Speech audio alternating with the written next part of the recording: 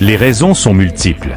Cela peut être nécessaire lors de certaines opérations de maintenance pour éviter les courts-circuits ou lorsque le système électrique de votre véhicule rencontre des dysfonctionnements.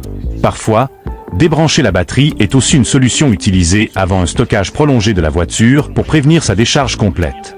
Mais avant de se lancer, il est essentiel de savoir comment procéder correctement pour éviter des dégâts inutiles. Assurez-vous que le moteur est éteint, que le véhicule est immobilisé sur une surface plane et que le frein à main est serré. Portez des gants et des lunettes de protection pour vous prémunir contre les accidents. Ensuite, identifiez bien les bornes de la batterie. La borne positive, généralement rouge, et la borne négative, souvent noire.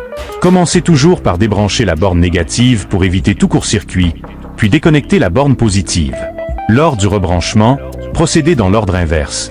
D'abord la borne positive, puis la négative. Cette procédure est cruciale pour protéger les composants électroniques de votre véhicule. Maintenant, quels effets peut-on attendre de cette manipulation? Débrancher une batterie équivaut à couper l'alimentation de tous les systèmes électroniques de la voiture. Cela peut entraîner une réinitialisation de certains modules, comme l'ordinateur de bord, les systèmes de divertissement et même certains paramètres de conduite. C'est pour cette raison que certaines personnes utilisent cette méthode pour tenter de résoudre des problèmes électroniques mineurs. Cependant, il est important de préciser que cette astuce n'est pas une solution miracle. Les véhicules modernes intègrent des systèmes électroniques complexes qui nécessitent parfois des outils de diagnostic spécifiques pour une réinitialisation complète. Dans certains cas, débrancher la batterie peut même compliquer le diagnostic en effaçant les codes d'erreur enregistrés, rendant plus difficile l'identification des problèmes. Par ailleurs, débrancher une batterie comporte des risques qu'il ne faut pas négliger. Vous pourriez perdre les pré-réglages de votre radio, l'horloge, ou encore d'autres paramètres personnalisés.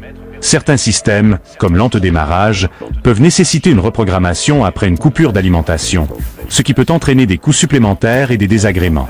De plus, si votre véhicule est équipé de systèmes de sécurité avancés, une coupure de la batterie pourrait les désactiver temporairement, ce qui n'est pas toujours souhaitable.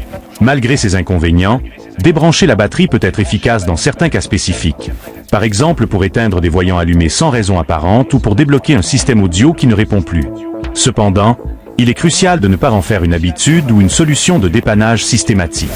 Cette méthode doit être utilisée avec discernement et uniquement lorsque vous êtes certain qu'elle n'aggravera pas la situation. En conclusion, débrancher une cosse de batterie peut être une astuce utile pour réinitialiser votre véhicule et résoudre des problèmes mineurs.